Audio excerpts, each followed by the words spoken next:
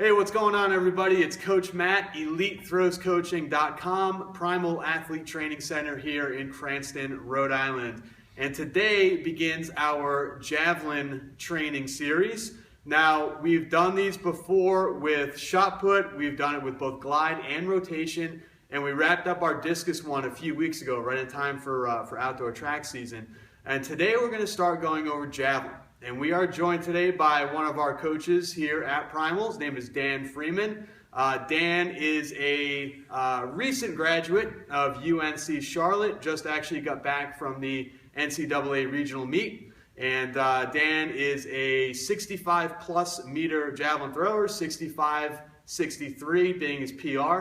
Dan is Dan is our first ever intern here at Primal. He's been working with our javelin throwers during the summer. He's been working with us here in the gym during the summer and the winter months when he's been home, and he's just been a valuable resource. And you guys have been asking for javelin stuff for a while. Now that it's no longer a NCAA violation for Dan to actually speak here, we're going to have Dan go ahead and tell you guys a little bit about javelin. So first thing that we kind of want to talk about is I think that works well to start this off is going to be grip.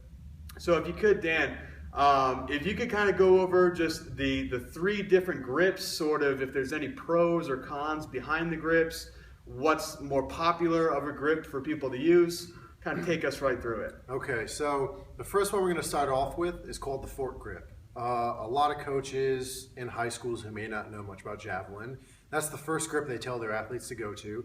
And it's a pretty comfortable grip. I'll kind of hold it out here. It looks like this.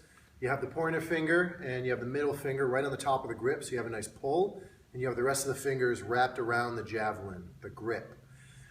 Personally, I don't like the fork grip. When you throw javelin, you want it to go fast, and the fork grip does not promote the javelin spiraling really fast and getting a lot of rotation on it. And in the words of my coach, no javelin thrower who threw really far threw with fork grip.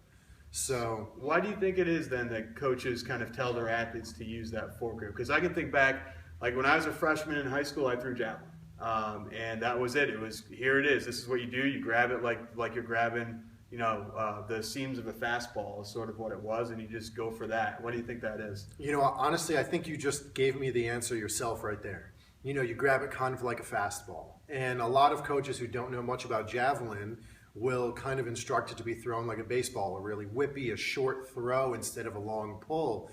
And it's a lot simpler for you to say, I want you to hold it like this, kind of like a fork, kind of like you throw a fork ball on a baseball, a fastball. And that's their go-to when they don't really know much about it if an athlete asks. Because if they recommend something else and they don't know the answer to it, they don't really have an answer for the athlete.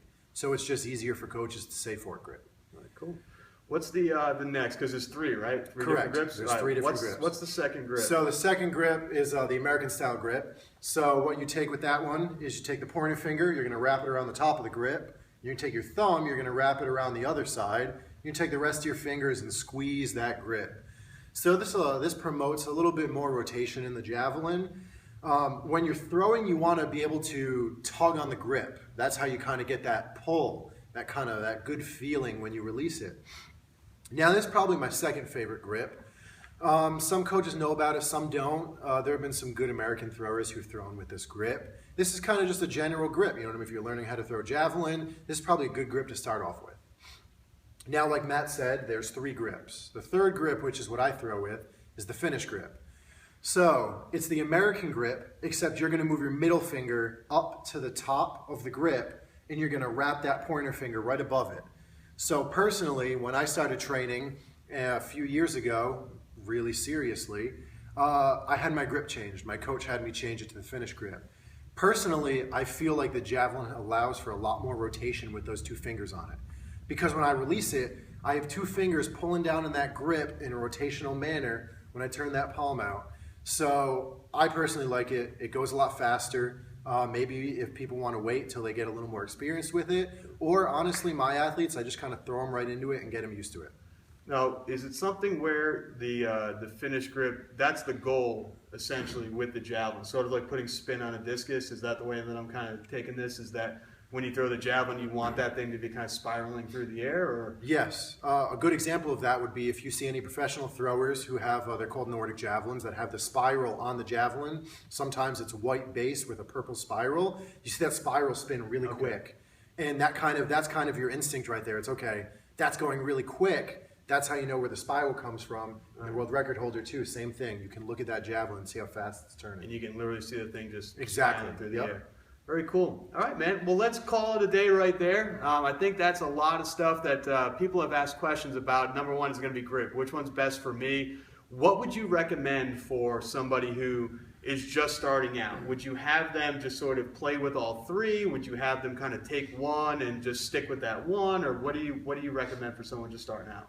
For someone just starting out, I wouldn't recommend the fork grip just because it feels really awkward for athletes who've started out with the fork grip for a year or two and then moved to the American grip. I would just start them out with the American grip, pointer finger on top, thumb on the side, really grip that. I would definitely start them out with the American grip and then move them up to the finish. Whatever's more comfortable. I just don't really recommend the fork grip. Very cool. And sort of a question we had asked on the Facebook page last night. So if you guys go to the Elite Throws Coaching Facebook page, we had asked a question about Javelin. We said, do you guys need to know anything? Somebody had responded, and this is kind of going to lead us into the next video, but we want to talk about what do you think is most important? This is their question. Is it most important to throw javelin far? To throw javelin far, is it more important to be strong? Is it more important to have a really quick, really fast approach?